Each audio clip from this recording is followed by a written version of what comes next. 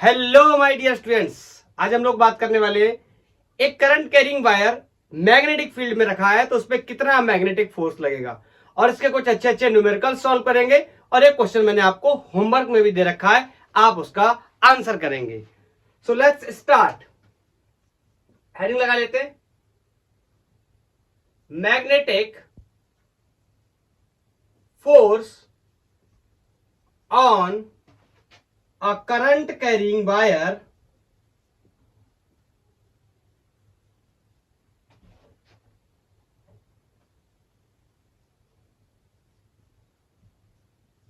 placed in uniform magnetic field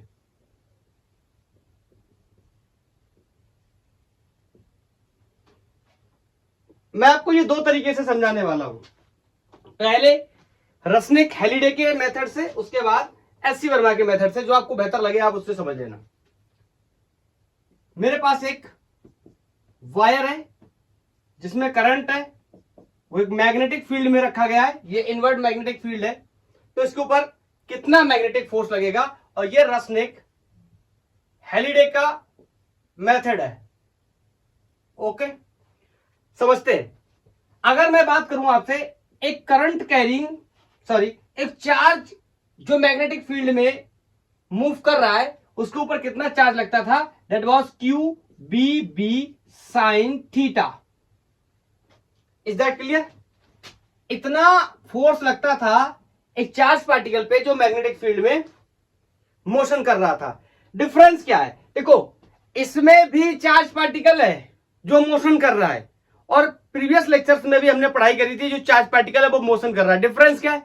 पहले charge free था, आज चार्ज कंडक्टर के अंदर फ्लो कर रहा है। पहले चार्ज मैग्नेटिक फील्ड में फ्रीली मूव कर रहा था, आज कंडक्टर के अंदर है। तो कंडक्टर के अंदर अगर चार्ज मूव करेगा इट मींस करंट पैदा होगी। दैट्स व्हाई करंट की वजह से कितना मैग्नेटिक फील्ड बनेगा, इस बात का डिस्कस करेंगे। चलो समझते हैं। इसके अंदर मान लेता हूं कोई इलेक्ट्रॉन फ्लो कर रहे होंगे, तो उस इलेक्ट्रॉन की वेलोसिटी और मैग्नेटिक फील्ड के बीच में कितना एंगल है। देखो, मैग्नेटिक फील्ड अंदर की तरफ है और इलेक्ट्रॉन, वायर अगर इस तरीके से रखा है तो इलेक्ट्रॉन ऊपर या नीचे इस तरीके से फ्लो कर सकता है, opposite to the direction of current. सबको पता है इतनी बात। इट मींस आई कैन से जो साइन थीटा है ये कितने होने वाला है, 90। तो यहां से वैल्यू निकल के आएगी क्यू बी बी। बोलो, अब बड़ा सवाल ये है कि मेरे को यहां पर चार्ज नहीं चाहिए। क्यों? क्योंकि मैंने इस वायर को इस चार्ज को करंट बना दिया है इस वायर में फ्लो करा करके। तो इस चार्ज को मेरे को हटाना है in the terms of current. It is very easy for me, I can say current is equal to rate of charge, so charge is going to be current into time. Is that clear?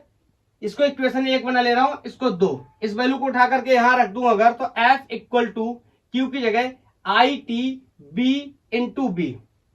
अब बड़ा सवाल यह है कि मेरे को यहां time नहीं चाहिए, टाइम मेरे को हटाना है। तो मैं बहुत इजीली टाइम को हटा सकता हूं, समझने की कोशिश करेंगे। ये वायर है, इसको मैं थोड़ा सा जूम आउट करता हूं, ये हो गया इस तरीके से। ठीक, ये कंडक्टर हो गया। लेट्स से इसकी कोई लेंथ मैंने L मान ली, और इसके अंदर इलेक्ट्रॉन्स मोशन कर रहे हैं। तो मैं, अगर मैंने direction convention direction of current ऊपर ले रखा है, करंट का डायरेक्शन, तो बोलो इलेक्ट्रॉन का मोशन कहां हो रहा होगा, नीचे की तरफ। आपको पता है इलेक्ट्रॉन्स पे चार्ज कैसा होता है, नेगेटिव। तो करंट नेगेटिव चार्ज के अपोजिट और पॉजिटिव चार्ज के अलोंग फ्लो करता है। तो यहां पर मैंने ये ले लिया। एक बहुत ही इंपॉर्टेंट बात यहां पर मैं आपको बताने वाला हूं। बोलो, जब कोई चलता है तो उसकी कोई एक स्पीड होती है, याद है? लेकिन ये कौन है, इलेक्ट्रॉन। और इलेक्ट्रॉन जब कंडक्टर के अंदर फ्लो करता है या चलता है या मूव करता है, तो उसकी एक स्पेशल स्पीड या वेलोसिटी होती है जिसे हम ड्रिफ्ट वेलोसिटी वीडी के नाम से जानते हैं। याद आया? करंट इलेक्ट्रिसिटी में हमने डिस्कस भी कर रखा है। बोलो, तो मैं अगर आपसे बोलूं यार टाइम कितना होगा, this is going to be very very easy for us. यहां से मैं बोल सकता हूं speed is equal to distance upon time. Is that clear? Speed को मैं नाम दे दूंगा यहां बीडी, ड्रिफ्ट वेलोसिटी। क्यों? इलेक्ट्रॉन मूव कर रहा है इनसाइड अ कंडक्टर, तो ऐसी स्पीड इलेक्ट्रॉन की जब वो कंडक्टर के अंदर फ्लो कर रहा है उसको हम ड्रिफ्ट वेलोसिटी के नाम से जानते हैं। डिस्टेंस इस कंडक्टर की लेंथ हो जाएगी l और टाइम मैंने कोई t मान लिया। ओके, तो यहां से t की वैल्यू को आई कैन से l ओवर vd। ठीक है, अब मैं आपको यहां पर एक बात और बताना चाहता हूं, ध्यान से सुनना मेरी बात को। यहां मैंने b लिया है, ये b क्या है? स्पीड ऑफ चार्ज पार्टिकल होता था ना, स्पीड ऑफ चार्ज पार्टिकल। लेकिन यहां पर चार्ज पार्टिकल किसके अंदर मूव कर रहा है? कंडक्टर के अंदर मूव कर रहा है। इसका मतलब ये स्पीड को मैं क्या बोल दूंगा? vd। Is that clear? इसमें कोई डाउट तो नहीं है? ये b में तब लेता था जब एक इलेक्ट्रॉन इस तरीके से, यहां पर साइड में बताता हूं, फ्रीली मैग्नेटिक फील्ड में इस तरीके से मूव कर रहा होता था। लेकिन आज कंडक्टर के अंदर है, और जब इलेक्ट्रॉन या चार्ज पार्टिकल कंडक्टर के अंदर मूव करता है तो उसकी स्पीड या वेलोसिटी को मैं ड्रिफ्ट वेलोसिटी bd के नाम से जानता हूं। इसकी वैल्यू माइनस ई टाउ अपॉन m होती है। इसके बारे में भी हम डिस्कस कर चुके हैं। अगर आप जानना चाहते, नहीं पता है आपको, तो आप YouTube पे टाइप कर सकते हैं ड्रिफ्ट वेलोसिटी बाय गैंगोर फिजिक्स, आपको लेक्चर मिल जाएगा, आप देख सकते हैं। ठीक है, अब यहां पर क्या होगा? ये L की वैल्यू को मैं यहां रख दे रहा हूं, कहीं भी रख देता हूं। मान लो इसको इक्वेशन 1 बनाया था, अब इक्वेशन क्या बनाता रहूं? 2 बनाया, चलो इसको 3 बना लेता हूं। तो बोल दे रहा हूं पुट इन 3। ठीक है, तो यहां से F is equal to I, T की value L upon drift speed या drift velocity into vd into v। ये v से vd से vd cancel. Is it visible?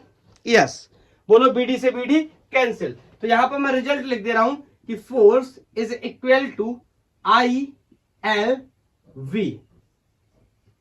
Is that clear? ये फोर्स है। क्या सर मुझे ये रिजल्ट याद करना है? नहीं, अभी ये एक स्टैंडर्ड रिजल्ट है, इसके जनरल रिजल्ट पे चलते हैं, तब आगे चल के बात करेंगे। तो आप पहले इतना नोट करो, फिर मैं इसको हटाता हूं। लो, नोट करने वाले नोट कर ले, एसएस वाले एसएस 1 2 3। ओके, चलो अब मैं इसको ऊपर से साफ करता हूं, थोड़ा कुछ आपको और बताता हूं, उसके बारे में बाद में रिजल्ट याद कर लेना आप कौन सा मैं बताता हूं। F is equal to I B L. मुद्दे की बात को समझना, मैग्नेटिक फील्ड कहां है? अंदर। ये लेंथ ऑफ द कंडक्टर कुछ इस तरह, बोलो। तो मैग्नेटिक फील्ड और लेंथ ऑफ कंडक्टर क्या है? एक दूसरे के परपेंडिकुलर। फोर्स के बारे में भी डिस्कस कर लेते हैं। फोर्स को निकालने का तरीका मैंने आपको बताया। Put your thumb in the direction of current और in the motion of the positive charge, fingers toward the field, और थप्पड़ मारेंगे, नेचुरल थप्पड़, उल्टा नहीं, सीधा थप्पड़ मारेंगे। जो डायरेक्शन थप्पड़ की होगी वही डायरेक्शन किसकी होगी? फोर्स की। चलो, put your thumb in the direction of current, रख दिया मैंने, ऊपर की तरफ करंट है, ऊपर की तरफ थंब हो गया। फिंगर्स टुवर्ड द फील्ड, तो फील्ड अंदर की तरफ है, तो इस तरीके से थप्पड़, दिस। ये आया मेरा डायरेक्शन मैग्नेटिक फोर्स का। अब समझना, ध्यान से समझना, this is the direction of magnetic field, this is the direction of current. अब यहां पे मैं आपको इस तरीके से बता रहा हूं, ठीक है? मैं ये बताना चाहता हूं तीनों एक दूसरे के परपेंडिकुलर है, और ये किधर है? इस साइड, मतलब लाइक दिस। ठीक है, फ्लेमिंग का लेफ्ट हैंड रूल याद है? This, like this. ये तीनों एक दूसरे के परपेंडिकुलर है, याद आया? अब यहां देखने से आपको ऐसा भले ही प्रतीत ना हो रहा हो कि आपको लग रहा हो कि ये फील्ड और फोर्स को समझो पहले। ये देखो, फील्ड ऐसे है, फोर्स ऐसे, तो बोलो हुए परपेंडिकुलर कौन? फील्ड और फोर्स। अब लेंथ को समझ लो, कंडक्टर की लेंथ, ये कोई लेंथ मैंने ले रखी, मान लो इस लेंथ को समझ लो। ये लेंथ ऐसे रखा है, तो ये लेंथ भी क्या है? मैग्नेटिक फील्ड के परपेंडिकुलर, और फोर्स के भी क्या परपेंडिकुलर, क्यों? फोर्स ऐसे था, तो तीनों एक दूसरे के परपेंडिकुलर है। मैं बस आपको इतना बताना चाहता हूं कि force is perpendicular to the magnetic field and force is also perpendicular to the length of the conductor. Is that clear? मैं आपको वेक्टर के नियम से एक बात याद दिलाना चाहता हूं। बोलो, वेक्टर एक्स अगर equal to vector Y cross vector Z है, तो इसकी स्टोरी आपने याद है। एक्स वेक्टर परपेंडिकुलर होता है वाई वेक्टर के, और एक्स वेक्टर ही परपेंडिकुलर होता है जेड वेक्टर के। This is the simple rule of the cross product. Cross product में जो रिजल्टेंट होता है दो वेक्टर्स का, वो ईदर वेक्टर के परपेंडिकुलर होता है in case of cross product. तो ये एक दूसरे के क्या है, एक दूसरे के क्या परपेंडिकुलर, मतलब फोर्स इसके परपेंडिकुलर भी है, फोर्स इसके परपेंडिकुलर भी है। तो मैं इसको अगर वेक्टर में लिखना चाहूं तो वेक्टर फॉर्म कुछ इस तरह लिख सकता हूं मैं, F vector is equal to, ये करंट तो स्केलर क्वांटिटी है, इसको ऐसे लिख लेंगे। यहां पर ध्यान रखना एल क्रॉस बी लिखना है, बी क्रॉस एल नहीं लिखना है। मैं दोबारा से बताता हूं, एल क्रॉस बी ही लिखना है, बी क्रॉस एल नहीं लिखना है। अगर आपने बी क्रॉस एल लिख दिया तो गलत हो जाएगा। मैंने आपको बताया था वेक्टर्स की, मैंने प्रॉपर्टी बताई थी एसोसिएटिव, कम्यूटेटिव, आपको याद हो अगर क्लास 11th में मैंने वेक्टर पढ़ाया। अगर आप पढ़ना चाहते हैं तो आप यूट्यूब पे टाइप कर सकते हैं, क्रॉस प्रोडक्ट बाय गैंग और फिजिक्स, आपको वहां मिल जाएगा। ठीक है, अब आप मेरे से ये सवाल मत पूछना कि सर आपने ये तो कह दिया परपेंडिकुलर है, आपने L vector cross B vector लिख दिया, B vector cross L vector क्यों नहीं लिखा? मुझे पता है ये L vector cross B vector होता है, तो आपको भी याद रखना है ये बात। ठीक है, हाँ क्यों होता है इसके पीछे आगे चल के मैं वजह बता सकता हूं। एल क्रॉस बी का जो डायरेक्शन आएगा वो, और बी क्रॉस एल का जो डायरेक्शन आएगा वो डिफरेंट होंगे, दोनों एक दूसरे के अपोजिट होंगे, लेकिन कौन सा सही होगा? एल क्रॉस बी वाला सही होगा। Is that clear? तो ये वेक्टर में मैंने ऐसे लिख दिया। सर मैं कौन सा रिजल्ट याद करूं, ये वाला करूं? ये तो वेक्टर रिजल्ट है, आप चाहो तो इसको दिमाग में रख सकते हो। अगर मैं इसको एक्सपोज करूं तो आपको पता है, अगर इसको स्केलर में लिखना चाहूं तो इन दोनों को ओपन करूं तो आई बी एल साइन थीटा, सबको पता है क्रॉस प्रोडक्ट को ओपन करता हूं तो कौन आता है? Sine theta. और यहां पर मेंशन कर दे रहा हूं, ये थीटा क्या है? Angle between length vector, important, ये लेंथ वेक्टर है, डिस्टेंस नहीं है, ये डिस्प्लेसमेंट है, या फिर length vector and magnetic field vector के बीच का एंगल है। अब आप यहां पे देखोगे तो इस पर्टिकुलर कंडीशन में ये क्या है? 90 डिग्री है, क्योंकि लेंथ वेक्टर कुछ इस तरह है, वायर रखा हुआ है, और मैग्नेटिक फील्ड कुछ इस तरह है, तो एक दूसरे के क्या है? परपेंडिकुलर। दैट्स व्हाई मैंने यहां पर इसको आईबीएल बोला था। क्लियर? अब एक और बात यहां पर पैदा होती है, ये तो आपने 99.9% सवाल आपने यहां से सॉल्व हो जाने, इन दोनों रिजल्ट से सॉल्व हो जाने। प्रॉब्लम थोड़ी सी कहां आएगी मैं बताता हूं। कई बार ये होगा जेईई मेंस एडवांस के प्रॉब्लम्स में, ये वायर स्ट्रेट ना हो, मान लो ये वायर कैसा हो? घुमा हुआ हो, सर्कुलर वायर हो सकता है, रेक्टेंगुलर वायर हो सकता है, स्क्वायर लूप का वायर हो सकता है। दूसरी बात, ये wire uniform cross section area का ना हो, मतलब इसकी थिकनेस यूनिफॉर्म ना हो, कहीं पर मोटा हो कहीं पर पतला हो, ऐसी सिचुएशन भी हो सकती है। तो उसके लिए क्या करेंगे मैं आपको बताता हूं कि उसके लिए क्या करेंगे। इफ, चलो अच्छा मैं ऊपर ही लिखता हूं, इतना तो आपने नोट कर लिया होगा, मैं इसको हटा रहा हूं।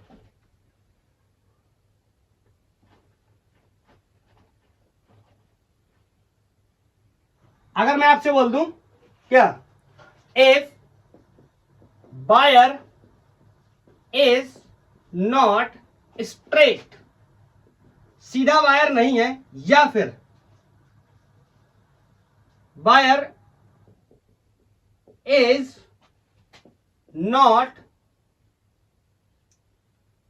यूनिफॉर्म डेंसिटी, ऐसे ही बोल सकते हैं, मोटा पतला नहीं लिख सकते, यूनिफॉर्म डेंसिटी, या तुम कह सकते हो ब्रैकेट में बहुत ही सिंपल लैंग्वेज में कि इसकी जो थिकनेस है वो कैसी हो सकती है? वेरिएबल हो सकती है।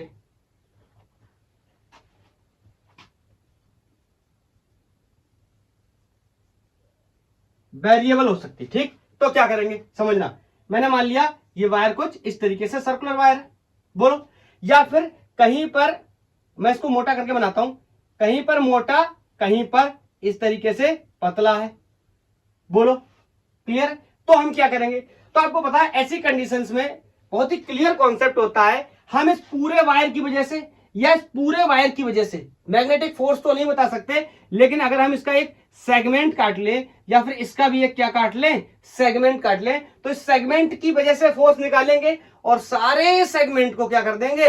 ऐड कर देंगे, और ऐड करने का मतलब इंटीग्रेट कर देंगे। इस छोटे से सेगमेंट की वजह से मैं मैग्नेटिक फोर्स की वैल्यू को dF is equal to I L vector cross B vector, इसका पहला रूप जो कि वेक्टर का रूप है, या फिर अगर इसको इंटीग्रेट कर दिया मैंने, या sorry not DL, sorry naught L, DL, इस छोटा सा सेगमेंट, ओके, छोटे से सेगमेंट की वजह से छोटा सा फोर्स लगेगा। तो दोनों तरीके से मैं इसको लिख सकता हूं, या तो मैं इसको ऐसे भी लिख सकता हूं स्केलर में, ये मैंने वेक्टर में लिखा। अगर स्केलर में लिखना चाहूं, बताओ करंट तो कांस्टेंट होता है, इसको बाहर कर लिया, ये क्या हो जाएगा dl b sin theta. Is that clear? ये दोनों रिजल्ट तब काम करेंगे जब वायर की थिकनेस यूनिफॉर्म नहीं है, या वायर स्ट्रेट ना होके सर्कुलर या फिर किसी और शेप का हो सकता है। तो वहां पर एक सेगमेंट का निकालेंगे। अब इस पर्टिकुलर कंडीशन की अगर बात करूं तो बताओ, इसमें डीएल डीएल डी जोड़ूंगा तो कितना हो जाएगा 2πr। सबको पता है सर्कल की लेंथ कितनी होती है, सरकमफेरेंस के बराबर। अगर मैं इसका रेडियस क्या बोल दूं r है, तो सबको पता है यहां पर 2πr हो जाएगा। इस वाली कंडीशन को अगर यहां पर मैं फॉलो करके देखूं तो आपको पता है साइन थीटा क्या है, यहां पर फिक्स है, कांस्टेंट। आप चाहो तो 90 भी डाल सकते हो, क्योंकि यहां पर 90 है पर्टिकुलर कंडीशन में। वरना डीएल डीएल डीएल कितना हो जाएगा एल, और जो रिजल्ट अभी हमने निकाला था वो रिजल्ट फिर से यहां से आ जाएगा। बोलो, इज दैट क्लियर? किसी को कोई डाउट तो नहीं? तो आप इस रिजल्ट को याद कर सकते हो। इस रिजल्ट को याद करने के लिए मैं इसलिए नहीं बोल रहा, ये रिजल्ट सिर्फ और सिर्फ इंजीनियरिंग के क्वेश्चन लाइक मेंस या एडवांस में ही वर्क करेगा, क्योंकि वहां पर क्वेश्चंस को डीप में पूछता है नॉलेज को टेस्ट करके, तो वहां पर इन क्वेश्चंस इन फॉर्मूले का इस्तेमाल हो सकता है। बाकी जो मैंने आपको फॉर्मूला बताया आईवीएल साइन थीटा या उसका वेक्टर फॉर्म, उससे हमारा काम चल जाएगा। आई थिंक समझ गए होंगे किसको इस फॉर्मूले को दिमाग में रखना है, किसको नहीं रखना है। ओके, चलो, ये तो था रसनिक हैलिडे का मेथड। अब समझते हैं एक और मेथड से, एससी वर्मा सर इसको किस तरीके से बताते हैं कि हमें कैसे, हम और कैसे समझ सकते हैं। उनका मेथड भी अच्छा है। बहरहाल ये जो मेथड मैंने बताया ये थोड़ा सा ज्यादा आसान लगता है स्टूडेंट्स को रिलेटिवली उस मेथड के, क्योंकि उसमें एक कॉन्सेप्ट करंट के साथ ड्रिफ्ट वेलोसिटी के रिलेशन का लगता है, जो कि पीछे का रहता है। कुछ लोगों ने पढ़ा नहीं होता, कुछ लोग भूल जाते हैं, इस वजह से। चलो समझते हैं, चलो समझते हैं। जैसे मान लो मेरे पास एक, ये इस तरीके से मेरे पास वायर है, ठीक है, और इसमें इस तरीके से कुछ एक करंट है, और ये कोई इनवर्ड या आउटवर्ड मैग्नेटिक फील्ड में रखा है। लेफ्ट से मैंने बोल दिया आउटवर्ड मैग्नेटिक फील्ड में रखा है। Is that clear? बोलो, किसी को कोई डाउट? अब मेरे को करना है, मेरे को फोर्स बताना है इस वायर की वजह से, तो मैं पहले से ही करूंगा कि मैं फोर्स बताऊंगा इस डीएल सेगमेंट की वजह से। बोलो, अगर इस डीएल सेगमेंट की वजह से, वैसे तो हम कर चुके हैं, जो लास्ट में हमने किया था यहां शुरू में हम करेंगे, तो बोलो इस डीएल सेगमेंट की वजह से कितना फोर्स हो सकता है, डीएफ। क्या होगा डीएफ फोर्स? क्यू, बोलो, बी, बी, बोलो साइन थीटा, या एक बार वेक्टर फॉर्म में लिख देता हूं, क्यू बी क्रॉस बी। बोलो, यही तो होगा। अब मैटर ये करेगा, ये चार्ज क्यू, ये तो पूरे वायर का चार्ज था, लेकिन इस छोटे से एलिमेंट में कितना चार्ज होगा, इसके बारे में भी हम डिस्कस करेंगे। हाँ, अब यहीं पे मैं आपको एक चीज और क्लियर कर देता हूं। ये बी ने लिख करके अगर मैं ज्यादा बेहतर रहेगा क्या लिखूं, वीडी। क्यों? क्योंकि इसके अंदर कौन है, इलेक्ट्रॉन, और इलेक्ट्रॉन जब किसी कंडक्टर के अंदर फ्लो करता है तो उसकी एक अपनी वेलोसिटी या स्पीड होती है, जिसे हम ड्रिफ्ट वेलोसिटी के नाम से जानते हैं। मैंने यहां पर लिख दिया। तो आगे चल के मैं इसको थोड़ा सा अगर और सॉल्व कर दूं तो ये हो जाएगा क्यू बी डी, डी थोड़ा सा ज्यादा बड़ा हो जा रहा है, B sine theta. Again sine theta is the angle between drift velocity and magnetic field, या चार्ज के मोशन और मैग्नेटिक फील्ड के बीच का एंगल। बोलो, अगर यहां पर मैं उसे समझने की कोशिश करूं तो ये भी क्या हो जाएगा, 90 डिग्री हो जाएगा। या चलो मैं इसी से करता हूं, छोड़ो इसको, रहने दो, ऐसे करते हैं, यहीं से करते हैं। अब मेरे को एक जवाब दो, बताओ यह चार्ज कौन है, इलेक्ट्रॉन। चार्ज कौन है, इलेक्ट्रॉन। तो मैं इलेक्ट्रॉन के चार्ज को यहां प्लेस कर सकता हूं। बोलो, वीडी इनटू बी। मुद्दे की बात यह है, ये जो डीएल सेगमेंट, थोड़ा सा मैं वायर को जूम करता हूं, ये वायर था कोई, और इतना सेगमेंट मैंने इसका काटा, लेट्स से ये डीएल सेगमेंट था। तो मेरे को ये डिसाइड करना है इस डीएल सेगमेंट के अंदर कितना चार्ज होगा। बोलो, तो मैं अगर आपसे बोलूं इस डीएल सेगमेंट के अंदर कितना चार्ज होगा, अगर मैं इसके वॉल्यूम में n नंबर ऑफ इलेक्ट्रॉन्स मान लूं और इसके वॉल्यूम को मल्टीप्लाई कर दूं तो टोटल नंबर ऑफ चार्ज मिल जाएंगे। अगर मैं इलेक्ट्रॉन के साथ मल्टीप्लाई कर दूं तो this will be the total charge. तो अगर मुझे इसका वॉल्यूम बताओ लिखना पड़ जाए, इसका मैं पूछूं आपसे number of electrons in DL segment, तो बताओ कितना होगा। आप कहोगे इसके वॉल्यूम में जितना भी एन नंबर ऑफ इलेक्ट्रॉन मान ले रहा हूं, नंबर ऑफ इलेक्ट्रॉन तो मैं मान ले रहा हूं कितने हो जाएंगे, बोलो एन, और इसका वॉल्यूम कितना हो जाएगा, बोलो। मोटाई तो सेम है हर जगह, अगर क्रॉस सेक्शन इसका ए मान लूं तो डिफरेंस किसका है, लेंथ का। तो मैं बोल सकता हूं क्या, बी एल इंटू ए, बोलो ये क्या हो गया, वॉल्यूम। अरे लंबाई गुणा मोटाई, तो बोलो ये हो गया वॉल्यूम, ये हो गया। तो इतना हो गया नंबर ऑफ चार्ज। और चार्ज का स्पीसीज कौन है, इलेक्ट्रॉन, जो कि मैंने पहले से यहां रख रखा है। तो मैं इसको उठा के अगर यहां रख दूंगा, this is going to be total charge in DL segment. तो this is going to be DF is E के साथ साथ N E A D L और इधर B D cross B. Is that clear. मैंने यहां पर रख दिया, थोड़ा सा डिजाइन करके रखा है एन ई ए, ठीक है। हाँ आगे थोड़ा सा, अब क्या करना है, इसको इंटीग्रेट करना है, थोड़ा सा और अच्छे से लिख दूं तो एन ई ए, बताओ इसको खोलूंगा तो क्या हो जाएगा, B D into B sine theta, B D B sine theta, ये डीएल रह गया, इस डीएल को मैंने यहां मेंशन कर लिया। इज दैट क्लियर, बोलो। और इसको क्या कर देंगे अपन, इंटीग्रेट। अब ध्यान से देखना, ये N E A B D, याद आया, N E A B D, this is the relation of current with drift velocity N E A B D, याद आया। N E A B D किसकी वैल्यू होती है, करंट की। Current और drift velocity में ये रिलेशन होता है, मैं इसका डेरिवेशन भी करवा चुका हूं, बोलो। तो इसकी जगह मैं लिख सकता हूं क्या, आई। नोट कर लिया, मैं ऊपर इसको साफ कर रहा हूं। तो यहां से दोबारा से कैरी करेंगे, D F is equal to, ये क्या हो गया, बोलो आई, अंदर कौन बचा, D L B sine theta, D L B sine theta. इसको क्या करेंगे, इंटीग्रेट। अब यहां पर समझने की कोशिश करेंगे कि D L B sine theta को मैं किस तरीके से लिख सकता हूं।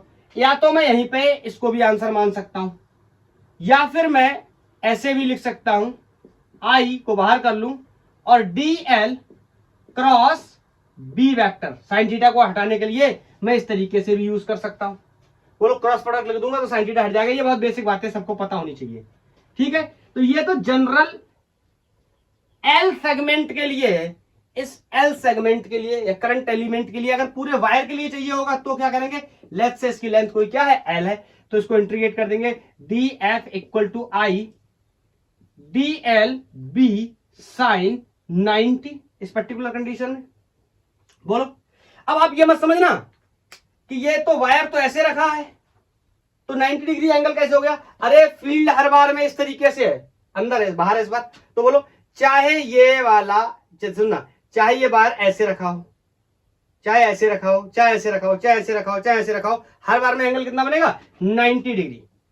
तो I can say D F is equal to I, B बाहर आ जाएगा, अंदर कौन रह जाएगा, D L, limit from 0 to L, minimum लंबाई 0, मैक्सिमम लंबाई एल। तो ये हो जाएगा D F will be F, clear है। और यहां से आई बी एल, ओके। अगर इसको वेक्टर फॉर्म में लिखना है तो अभी अभी मैंने लिख के बताया, F equal to I L vector cross B vector. Direction कैसे निकालेंगे, मैंने आपको बताया, फोर्स का direction, put your thumb in the direction of current, fingers toward the field and natural थप्पड़। दूसरा तरीका निकालने का, क्रॉस प्रोडक्ट के लॉ से निकालेंगे, वेक्टर के क्रॉस प्रोडक्ट के नियम से किस तरीके से वेक्टर का क्रॉस प्रोडक्ट करते हैं, ये हम पढ़ चुके हैं। अगर आपको नहीं पता तो वेक्टर का क्रॉस प्रोडक्ट देख सकते हैं, या फिर मैं क्वेश्चन कराऊंगा वहीं पर बता दूंगा, अब उसी तरीके से समझ जाना, ठीक है। बोलो, क्लियर। चलो, ये एससी वर्मा का मेथड था। अब ये रिजल्ट तो हमने ड्राइव कर लिया, अब इसके कुछ क्वेश्चंस और थोड़ा सा फोर्स वगैरह देख लेते हैं कि किस तरीके से डायरेक्शन निकालेंगे। मैंने आपको बताया एक दो तरीके से, मैं एक दो एक्सपेरिमेंट के माध्यम से मैं आपको बता देता हूं। चलो आप मेरे को फोर्स का डायरेक्शन बताओ, पॉज कर लो। मैं जिस तरीके से वायर रख रहा हूं, ये एक वायर है, इसमें इस तरीके से करंट है, ये इनवर्ड मैग्नेटिक फील्ड में रखा है। जल्दी बताओ इस पर डायरेक्शन ऑफ फोर्स क्या होगी। मैं इसी वायर में रखता हूं, करंट को पलट देता हूं लाइक दिस, और मैग्नेटिक फील्ड को इनवर्ड ही रखता हूं। बताओ मैग्नेटिक फोर्स की डायरेक्शन क्या होगी, आप निकालो, फिर मैं देखता हूं बाद में। एक बार मैंने वायर को ऐसे रख दिया और ये अगेन इनवर्ड मैग्नेटिक फील्ड में रखा हुआ है, बताओ मैग्नेटिक फोर्स की डायरेक्शन क्या होगी। वायर में मैंने करंट को पलट दिया, बस 4 काफी है। तो मैग्नेटिक फील्ड का डायरेक्शन, सॉरी मैग्नेटिक फोर्स का डायरेक्शन क्या होगा, चलो चेक करते हैं एक एक करके। Put your thumb in the direction of current और motion of first step. Charge की बात नहीं करेंगे, करंट की बात करेंगे, तो करंट ऐसे रख लिया। Fingers towards the field, natural थप्पड़, थप्पड़ कहां लग रहा है, ऊपर की तरफ। तो बोलो ये हो गया डायरेक्शन ऑफ मैग्नेटिक फोर्स, ऊपर की तरफ। इस पर्टिकुलर कंडीशन में देखने जाए अगर, put your thumb in the direction of current, इस तरीके से, fingers toward the field and natural थप्पड़ कहां लग रहा है, नीचे की तरफ। बोलो अगर इस वाले तरीके से देखें, यहां पर किस तरीके से लगेगा, तो put your thumb in the direction of current, fingers toward the field and natural थप्पड़। बट रिमेंबर वन थिंग, ये जो फोर्स है ना, ये लेंथ के हमेशा परपेंडिकुलर होगा। तो ये बात ध्यान रखना, यहां पर फोर्स मैंने ऐसे लगाया ना, आप धोखे से ऐसे मत लगा देना। दिस इज ये तो फील्ड बन गया। This is the wrong method. मैं यहां पर लिख भी देता हूं, इंग्लिश में लिख देता हूं, ये क्या है, रॉन्ग है, ऐसा नहीं होगा। मैंने अभी आपको बताया कि कंडक्टर की length, magnetic field and force एक दूसरे के क्या होंगे, परपेंडिकुलर। तो इस तरीके से लगाना फोर्स, ठीक है, ना कि इस तरीके से, ये परपेंडिकुलर नहीं है। Is that clear? एक क्वेश्चन करेंगे तब समझ आएगा हमें, नहीं तो हम फंस जाएंगे उसमें। अब यहां पे समझते हैं। Put your thumb in the direction of current, okay, fingers toward the field, okay, and natural थप्पड़ just like this. This is the force. Again this force should be perpendicular to the conductor, length of the conductor. Is that clear? Okay, चलो ये 4 तरीके से मैंने आपको बताया कि किस तरीके से हम फोर्स को कैलकुलेट कर सकते हैं। अब करते हैं इसके कुछ क्वेश्चन। ये फोर्स का डायरेक्शन तो बहुत ही आसान था निकालना हमारे लिए।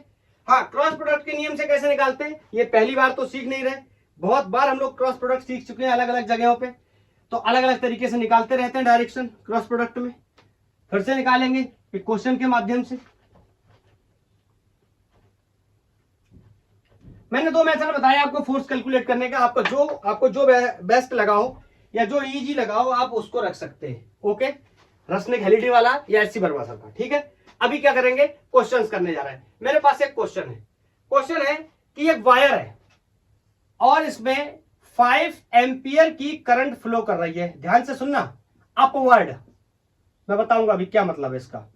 और ये वायर एक मैग्नेटिक फील्ड में रखा हुआ है।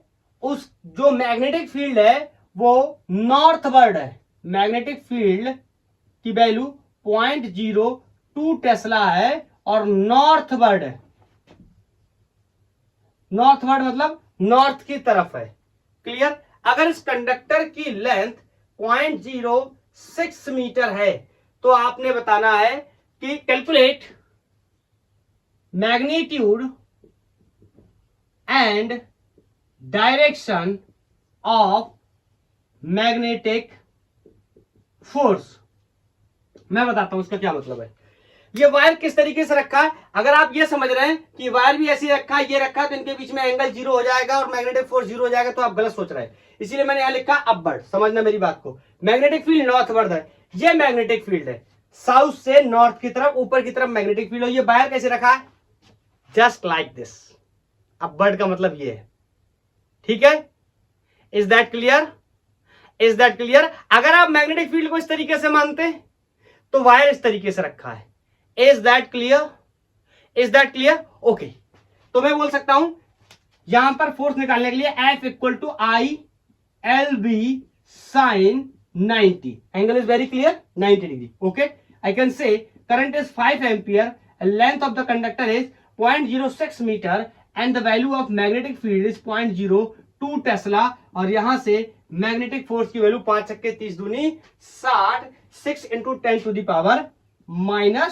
10⁻³ न्यूटन। इंटरेस्टिंग, ठीक है। अब डायरेक्शन की बात करेंगे। अच्छा बताओ, put your thumb in the direction of current. अगर आपने ऐसे रखा और फील्ड की तरफ उंगलियां कैसे रख पाएंगे, यहां पर बनाकर देखो, ज्यादा इजी लगेगा। देखो ये आप इसको नॉर्थवर्ड मान लो, ओके क्लियर, या किसी किधर भी मान लो नॉर्थवर्ड, उससे कोई फर्क नहीं पड़ेगा, डायरेक्शन वही आने वाला। आप ये नॉर्थवर्ड मान लो इस तरीके से, ये कंडक्टर इस तरीके से है, बोलो तो put your thumb in the direction of current, तो ये इस तरीके से कंडक्टर रखा हुआ है, तो put your thumb in the direction of current, fingers towards the magnetic field, ये ऊपर की तरफ मैग्नेटिक फील्ड, एंड नेचुरल थप्पड़, बोलो किधर आ रहा है। अगर हम कन्वेंशनल डायरेक्शन ले रहे हैं, ये नॉर्थ है, तो बोलो ऐसे आएगा ना, ये ईस्ट, ये वेस्ट, ये नॉर्थ, ये साउथ। नॉर्थ की तरफ मैग्नेटिक फील्ड लगा हुआ है इस तरीके से, वायर रखा हुआ है इस तरीके से, तो फोर्स आया मेरा इस तरीके से, अभी मैंने दिखाया ना, ये मैग्नेटिक फील्ड, फिंगर ऊपर की तरफ, यहां पर ऐसे कंडक्टर रखा हुआ है, thumb in the direction of conductor, fingers towards the magnetic field, और थप्पड़ कहां आया, बेस्ट, मैं कह सकता हूं in best direction. Is that clear, बोलो किसी को कोई डाउट, मेरे हिसाब से नहीं होना चाहिए। क्वेश्चन को पुरानी तरीके से सॉल्व करो, अब पॉज करो, ट्राई करो, नहीं होता है तो फिर देखो, हो जाता है तो आंसर मैच कराओ। Okay, this was the first question. चलो एक क्वेश्चन और करते। इस बार मैं एक वायर ले रहा हूं, उसमें मैं करंट दूंगा और उस वायर को मैं हॉरिजॉन्टल से 30 डिग्री के एंगल पे रख रहा हूं। लेट्स से ये कोई एक वायर है और इस वायर को मैं हॉरिजॉन्टल से 30 डिग्री पे रख रहा हूं। इसमें मैंने इस तरीके से कोई एक करंट दे रखा है और इस करंट की वैल्यू भी ले ही लेते हैं, 5 एम्पियर का करंट है। इस वायर का नाम मान लो एक्स वाई वायर है। क्लियर, तो मैं यहां पे फोर्स भी यहां पर दिया हुआ है, तो इस पर कुछ इस तरह फोर्स लगता है, this F. Okay, and very important thing, यहां पर एक बात और मेरे को दी हुई है, ये जो फोर्स है ये वाई एक्सिस से या ऊपर से 30 डिग्री पे काम करता है। इतना डेटा गिवन है, and length of the conductor also given होगी हमारे लिए। बोलो कोई डाउट। अब मेरे को बताना है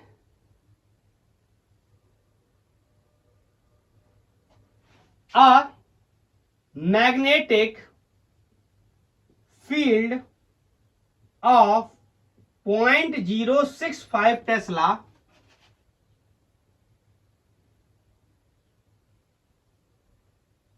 in inward direction of board। या आप पेपर पे बना रहे हो तो पेपर, मतलब मैग्नेटिक फील्ड कैसे है, अंदर की तरफ। तो यहां पर चलो ये भी कर ही देता हूं, इस तरीके से ये मैग्नेटिक फील्ड है जिसका मैग्नीट्यूड इतना, डायरेक्शन अंदर की तरफ है। Is that clear.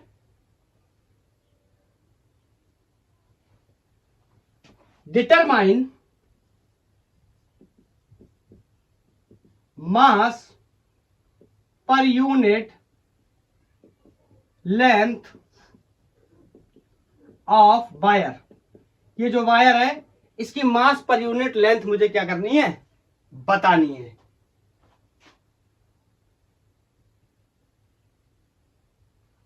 तो लेंथ बताने की फिर कोई रिक्वायरमेंट है नहीं। चलो ट्राई करो, 1 2 3 कर लिया ट्राई। अब समझना मेरी बात को, अगर मैं पहले मैग्नेटिक फोर्स निकालने की कोशिश करूं, बताओ इस वायर का अपना कोई मास है तो इसका अपना कोई वेट भी होगा नीचे की तरफ mg। क्या इसमें किसी को कोई प्रॉब्लम, इसीलिए ये एंगल 30 डिग्री दे रखा है। बोलो उसके दो कंपोनेंट बन जाएंगे, इस साइड आ जाएगा कौन, f का cos 30, और इसका परपेंडिकुलर इस डायरेक्शन में आ जाएगा यहां कोई f का sin 30। अगर मेरे से पूछा जाए फोर्स कितना होगा, पहले force mass per unit length, बाद में पहले फोर्स लिखते हैं। तो F इक्वल टू आप बोलोगे IBL sin 30, और यहां पर गलत हो जाएगा। क्यों गलत हो जाएगा, उसके पीछे वजह क्या भैया, ये जो एंगल लेना है ये 30 डिग्री नहीं लेना है, 60 डिग्री नहीं लेना है। कौन सा एंगल लेना है, लेंथ वेक्टर और मैग्नेटिक फील्ड वेक्टर के बीच में। ये वायर कुछ इस तरीके से रखा है, लेकिन मैग्नेटिक फील्ड तो परपेंडिकुलर है ना, इनवर्ड है मैग्नेटिक फील्ड, तो क्या फर्क पड़ता है। ये ऐसे रख, इसके ऐसे रखे होने का मतलब समझ रहे हो क्या, ये इस तरीके से रखे होने का मतलब ये है कि ऐसा नहीं, ऐसा रखा है, लेकिन फील्ड तो ऐसे अंदर है ना, तो क्या फर्क पड़ता है, एंगल तो हर बार में कितना बनेगा, 90 डिग्री ही बनने वाला है। इसका मतलब अगर मैं फोर्स निकालने जाऊंगा तो I should put the value of sine theta 90। Is that clear? अभी ठीक है। F equal to I B L, ये वैल्यू हो गई मेरे फोर्स की, आंसर हो गया। जो भी वैल्यू रखे होंगे डाल देंगे। अगर नहीं पता है एल की value, that's okay, mass per unit length निकाल करके वहां से जो भी वैल्यू होगी रख देंगे, फिर देखते हैं। ओके, फोर्स पूछा भी नहीं गया, आई विल फोर्स हो गया। अब इसको मैं हटा रहा हूं, अब मुद्दे की बात पे मैं आता हूं। मैं आपसे एक सवाल पूछना चाहता हूं। आप यहां पर कोई मेरे से ये नहीं कह सकता कि सर ये मैकेनिक्स का कॉन्सेप्ट आप यहां मत लगाओ, पढ़ के आए मैकेनिक्स, इतनी बेसिक बातें तो पता होती है। मैं आपसे कह सकता हूं नीचे की तरफ वेट है, बोलो, और ये 30 डिग्री पे एफ काम कर रहा है, तो उसके दो कंपोनेंट बना लिए, एक ये और एक ये फ्रीली हैंग कर रहा है वायर मैग्नेटिक फील्ड में, तो इसको बैलेंस कर रहा होगा कौन, F cos 30। Very simple, F cos 30 ने बैलेंस कर लिया होगा mg को, दैट्स ऑल, बस सवाल खत्म।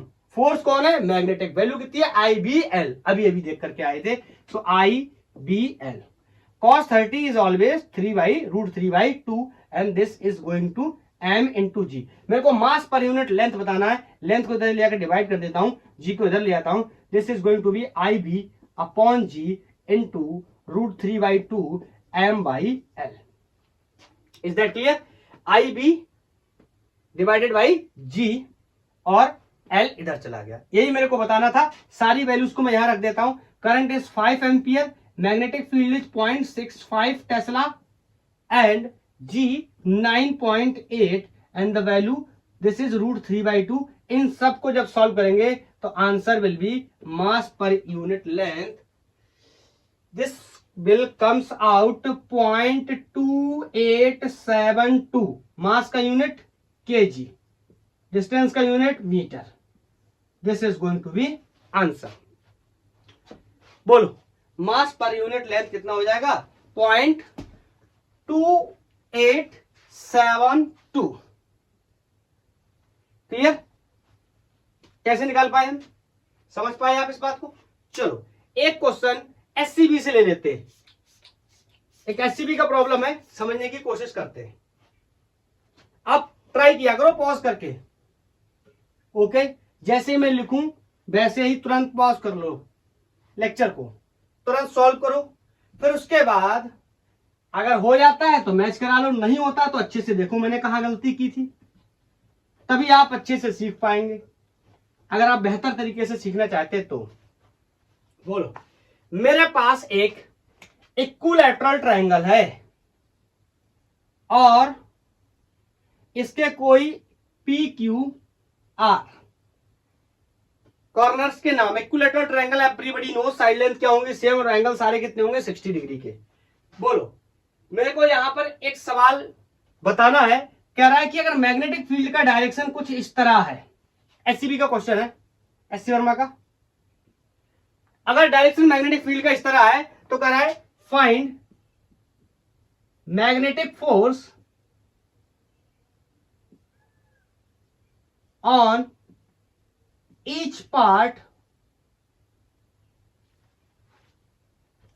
मैग्नेटिक फोर्स ऑन, ऐसे लिख दे रहा हूं, P Q Q R P R, अरे यार हट जा, P Q Q R and R P individually, individual सब पे फोर्स बताना है। चलो मैं एक का फोर्स तुरंत लिखता हूं, पहले पॉज करो पॉज करो, ट्राई करो, कर लिया, शैतानी बिल्कुल भी नहीं, आलसपन बिल्कुल भी नहीं, करो, 1 2 3 कर लिया, ओके। चलो अब देखते हैं, मैं आपसे बोल दूं force on P Q wire is simply will be 0। क्या कोई सवाल पूछना चाहेगा क्यों 0? चलो अच्छा बता देता हूं, ध्यान से सुनना। पी क्यू इस तरीके से, ये पी क्यू है और यही मैग्नेटिक फील्ड का डायरेक्शन है, ध्यान से देखो मैंने बनाया हुआ मैग्नेटिक फील्ड का direction. So I can say magnetic field vector and length vector are parallel, बोलो, तो मैं कह सकता हूं कि force equal to I B L sine zero, it means zero. या दूसरा तरीका प्रोडक्ट के नियम से भी हम इसको कह सकते हैं L vector cross B vector. इसका लेंथ किसमें है? एक्स में, मतलब आई कैप। मैग्नेटिक फील्ड किसमें है? एक्स में, मतलब आई कैप। आई क्रॉस आई क्या होता है? जीरो। मैंने आपको पढ़ा रखा है कि यूनिट वेक्टर्स का क्रॉस प्रोडक्ट क्या होता है? जीरो होता है। ठीक है, अब चलो दूसरे की बात कर लेते हैं। बोलो, दूसरे की बात कर लेते हैं पी आर क्यूब या क्यू आर पे। चलो, फोर्स ऑन क्यू आर जल्दी से लगाएंगे। F equal to I B L. Angle बताओ, ये देखो angle, angle between magnetic field and, चलो इसको हटा देता हूं। एंगल क्या लगाते हैं? Magnetic field and length vector. तो ये तो हो गया लेंथ वेक्टर। बोलो, ये हो गया मैग्नेटिक फील्ड का डायरेक्शन, साधारण दिखाई दे रहा है एंगल 120 डिग्री का। और बोलो साइन 120 डिग्री। लेंथ मान लो एल है, अलजेब्रा में ये आंसर छोड़ देंगे। तो force on Q R is going to be √3/2 is the value of sin 120 and IBL is the answer of this problem. Is that clear? अब ये वाला पार्ट बचा, इस वाले पार्ट पे कितना होगा? ये भी बहुत आसान है, कर लेते हैं calculate. Force on RP wire, I can say F equal to IBL sine again 120। देखो ना, ये एंगल भी तो कितना है? 120। तो फिर से फोर्स की वैल्यू कितनी हो जाएगी?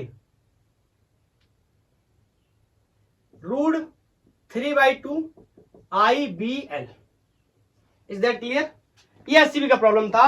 हर एक वायर पे या ट्रायंगल के हर एक साइड पे हमें फोर्स कैलकुलेट करना था। मैग्नेटिक फील्ड जिसके पैरेलल हो गया उस पे फोर्स क्या हो गया? जीरो। Is that clear? बोलो, क्लियर? अच्छा, एक जनरल सवाल पूछता हूं मैं। क्वेश्चन तो बहुत सारे करने ही है, करते रहेंगे। मैं एक सवाल पूछता हूं आपसे। मैं आपको एक स्क्वायर या एक रेक्टेंगल बना के देता हूं। चलो, एक स्क्वायर बना के देता हूं और वो स्क्वायर इस तरीके से इनवर्ड या आउटवर्ड मैग्नेटिक फील्ड में कुछ इस तरह रखा हुआ है। ठीक है, और आपने बताना है force, sorry, A B C D इसका कोई नाम है, force on each side.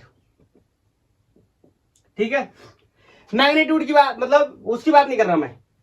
Magnetic field B है, लेंथ, ये स्क्वायर बन गया, ये रेक्टेंगल बन गया, स्क्वायर बना देता हूं। ये तो फिर दो साइड लेंथ देने पड़ेंगे। ठीक है, ये स्क्वायर है, साइड लेंथ सबके क्या है? एल। करंट इसमें, चलो मान लेता हूं इस तरीके से anti clockwise current, sorry clockwise current इसमें फ्लो कर रहा है, जैसा भी मान लो। तो फोर्स निकालना है। चलो एक एक बार पे कैलकुलेट करते हैं। आपको पता है मैग्नीट्यूड फोर्सेस का सब पे क्या होगा? सेम, क्योंकि मैग्नेटिक फील्ड क्या है? Same direction, sorry magnetic field क्या है? सेम, लेंथ भी क्या है? Same, square, and sign theta is also same. बोलो, लेंथ वेक्टर इस तरीके से है या इस तरीके से, इस तरीके से या इस तरीके से। मैग्नेटिक फील्ड हर बार में अंदर है। बोलो, तो ये हमेशा एक दूसरे का होगा परपेंडिकुलर, मतलब साइन कितना होने वाला है? 90। इसका मतलब मैं बात करूं, फोर्स में 3 IBL साइन थीटा, ये 4 कंपोनेंट है। ये सेम है, ये सेम है, ये सेम है और ये भी सेम है। साइन थीटा 90 हर बार में कैसे समझ पाए? चलो इसका बताता हूं। एक का फील्ड मान लो इस तरीके से अंदर है और ये वाला इस तरीके से है। ठीक है, इसकी बात करो तो फील्ड फिर से अंदर है, ये इस तरीके से है। इसकी बात करो, फील्ड फिर से अंदर है, ये इस तरीके से है। इसकी बात करो, ये इस तरीके से। Is that clear? हर बार में एंगल 90 है, तो मतलब फोर्सेस की वैल्यू क्या है? सेम। बस ये देखना किधर काम करेगा। चलो, put your thumb in the direction of current. रख लिया, फिंगर्स टुवर्ड द फील्ड। तो बोलो इस वाले आर्म पे ऊपर की तरफ एफ। जल्दी जल्दी इस पे put your thumb in the direction of current, fingers field इस पे बाहर की तरफ। Is that clear? इस पे बताओ, ऐसे फिंगर अंदर, field, put your thumb in the direction of current, fingers field की तरफ अंदर, थप्पड़ नीचे लगा। ये इस तरीके से फोर्स है। यहां पर समझो, करंट ऊपर, फील्ड अंदर, थप्पड़ इस तरीके से। चारों फोर्सेस कैसे हैं? सेम है, इक्वल मैग्नीट्यूड के, और डायरेक्शन कैसे? अपोजिट। ये वाला इसको कैंसिल कर देगा, ये वाला इसको कैंसिल कर देगा, और एफ नेट इस पूरे सिस्टम के ऊपर कितना हो जाएगा 0, और इंडिविजुअल पे कितना हो जाएगा IBL। Okay, is that clear? Should be clear. चलो एक और क्वेश्चन करते हैं।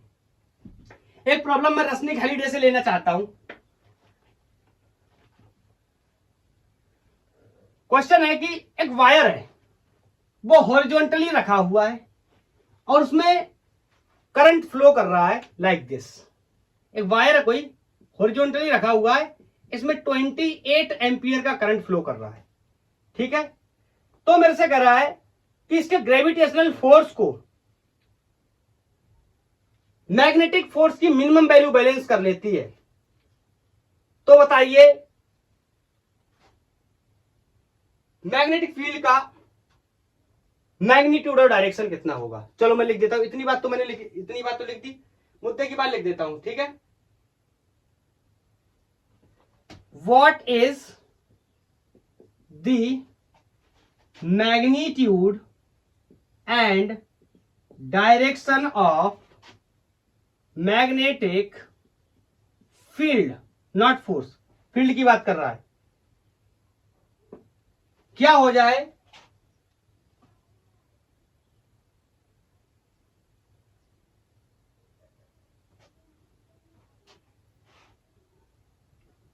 so that वायर, नाम रख देता हूं कोई AB,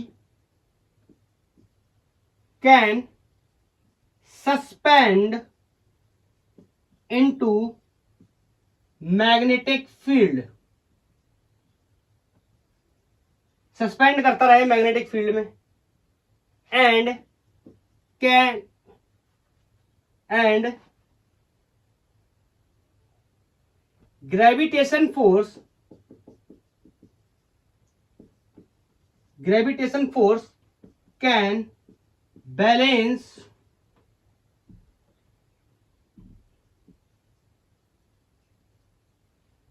minimum value of magnetic force or mass per unit length।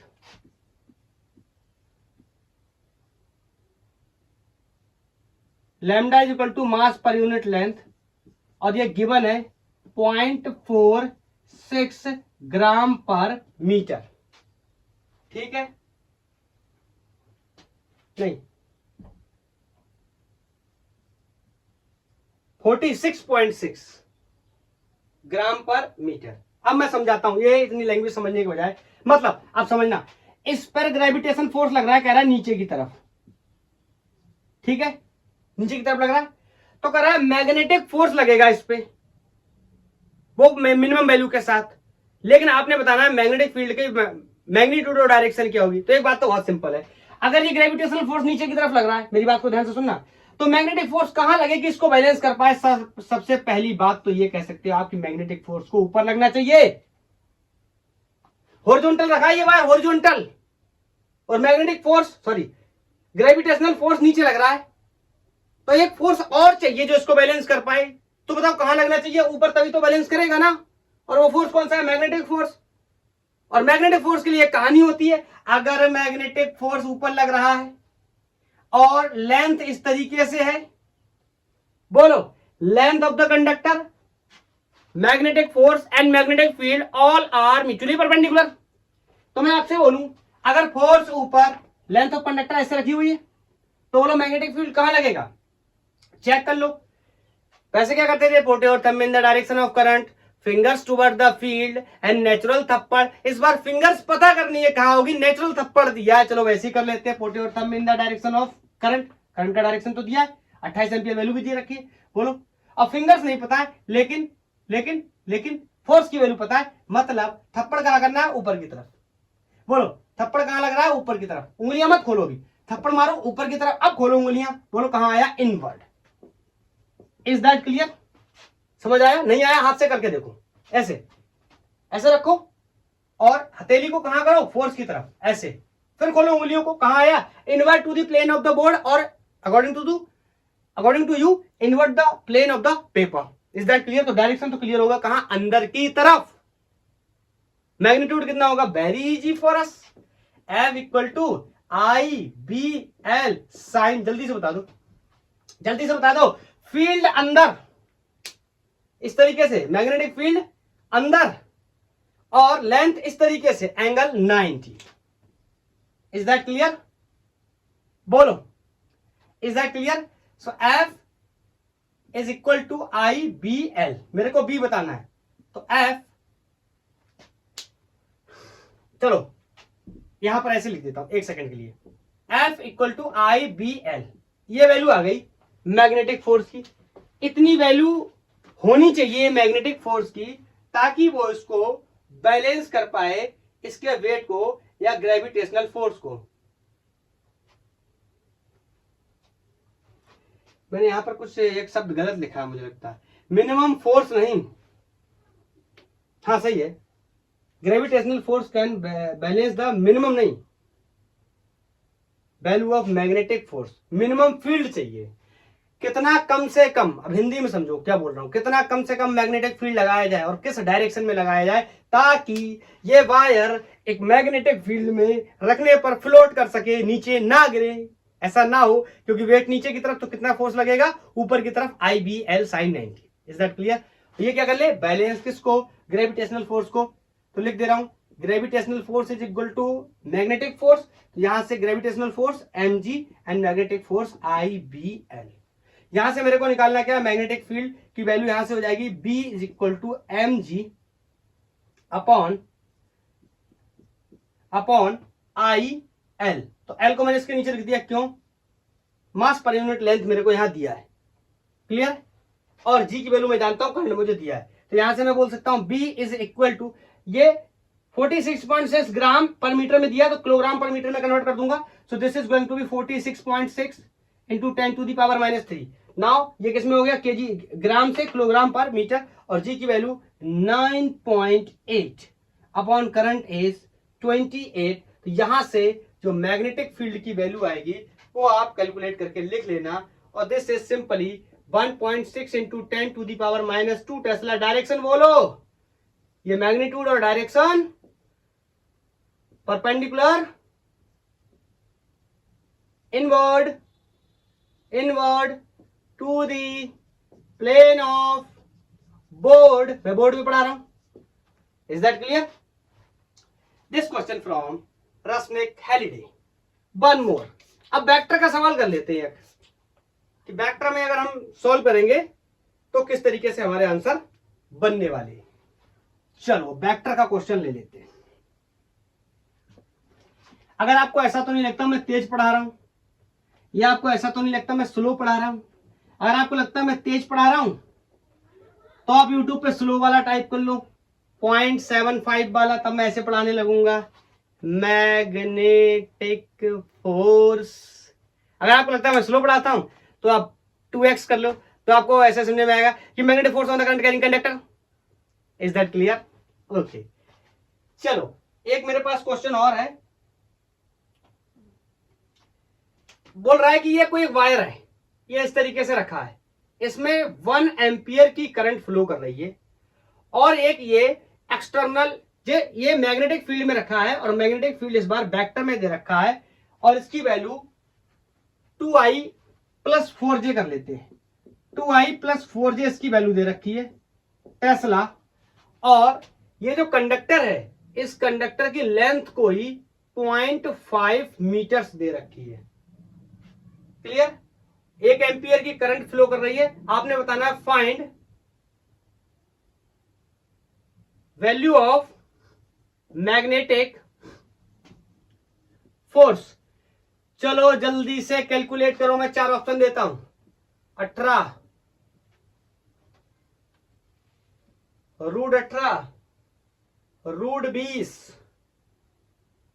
2 और 4 Newton Newton Newton Newton.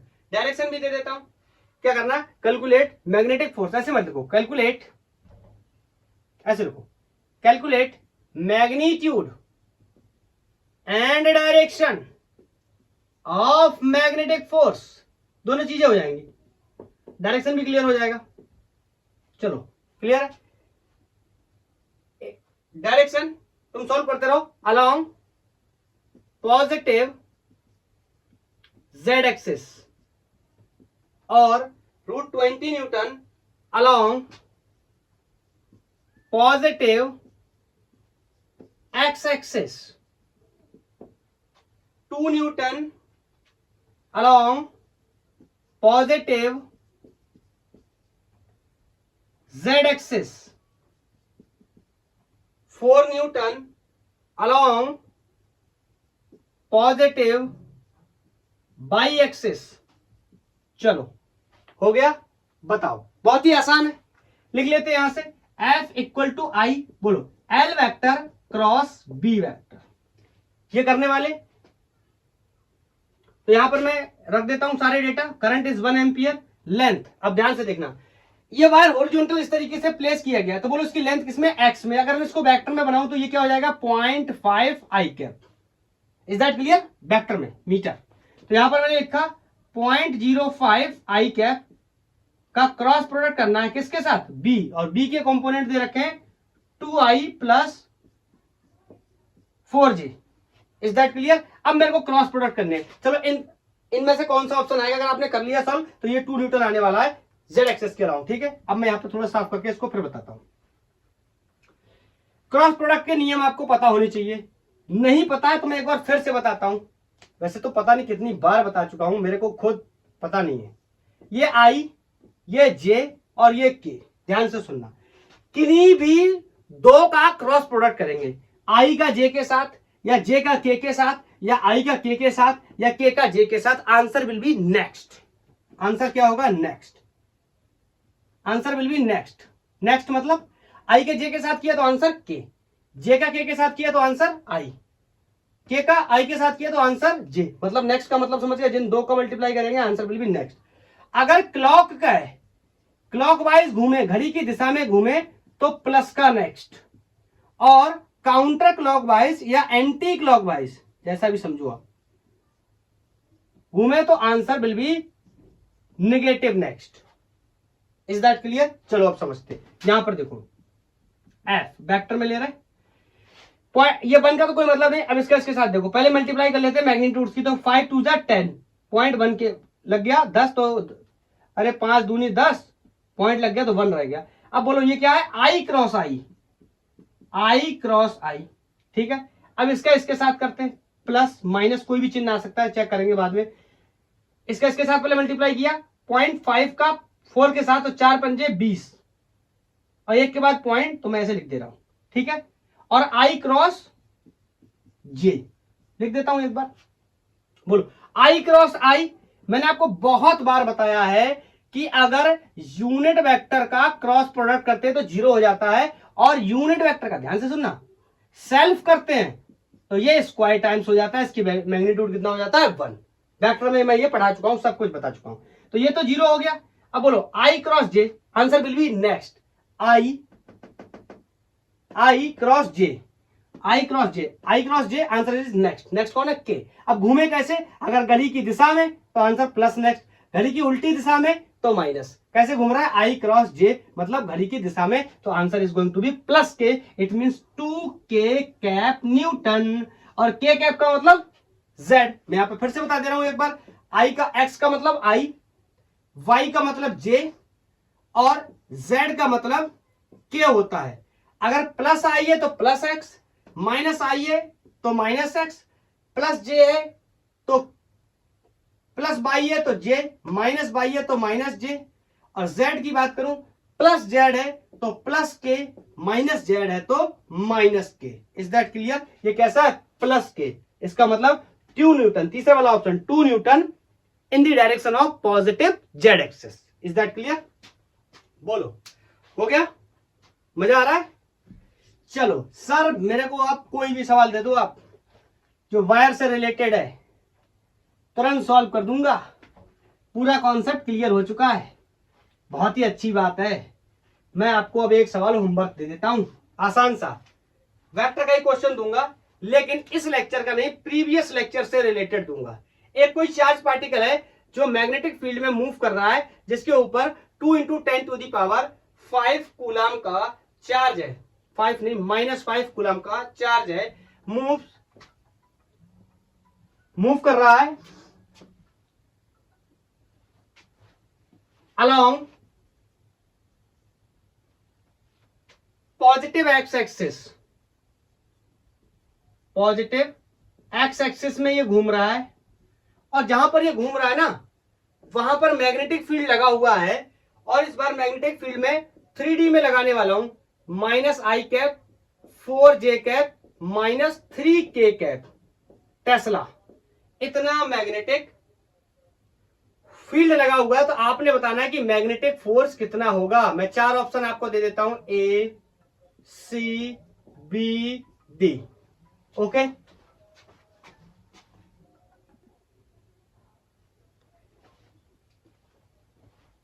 Option 10⁻13 के ऑर्डर में है सारे, तो मैं पहले 10⁻13 ऑर्डर को मेंशन कर देता हूं।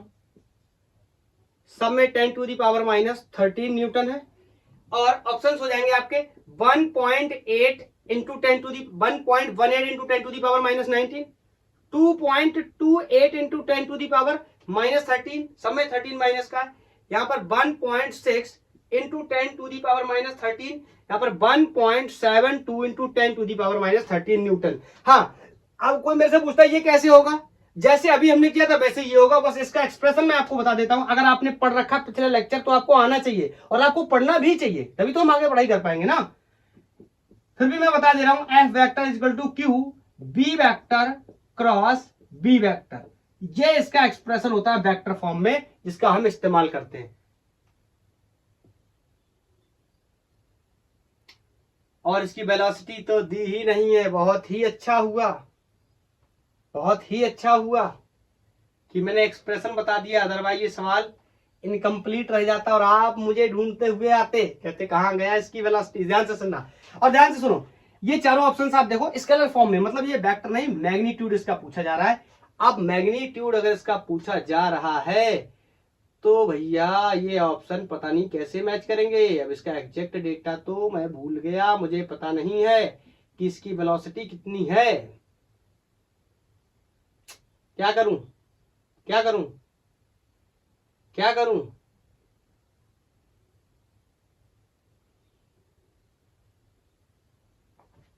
बताओ क्या करूं? चलो ऐसे ही लिख लो यार, कुछ प्रैक्टिस कर लेना। B vector is equal to 2I cap metre per second. ठीक है, अब इनमें से कोई ऑप्शन मैच नहीं करेगा, दैट्स ओके, जाने दो, कोई बात नहीं, कॉन्सेप्ट क्लियर होना चाहिए। आप मेरे को जो भी आंसर आए ये रख के आप बता देना मेरे को, या बताओ तो 3D में कर दूं इसको भी। चलो 3D में कर देता हूं, पूरा फुल आप ट्राई करना, फिर मेरे को बताना। B vector is equal to let's say 2I + 3J + 4K metre per second. Is that clear? ये वेलोसिटी है, ये चार्ज है, और ये मैग्नेटिक फील्ड है। ऑफ कोर्स इनमें से कोई भी ऑप्शन अब मैच नहीं करेगा, क्योंकि इसकी वेलोसिटी की जो वैल्यू है अभी मेरे को याद नहीं आ रहा कितना वैल्यू होना चाहिए इस एग्जैक्ट 4 ऑप्शंस को मैच कराने के लिए, तो मैंने कुछ नया कर दिया। अब आप मेरे को इसका आंसर बता देना। ठीक है, आज के लिए इतना ही। थैंक यू, धन्यवाद। पढ़ाई करते रहिए। नेक्स्ट लेक्चर में हम लोग डिस्कस करेंगे 2 वायर के बीच में कितना फोर्स लगेगा अगर उनमें करंट सेम या अपोजिट डायरेक्शन में। आज सिंगल वायर था, नेक्स्ट लेक्चर में 2 वायर होंगे। ठीक है, तो थैंक यू, धन्यवाद।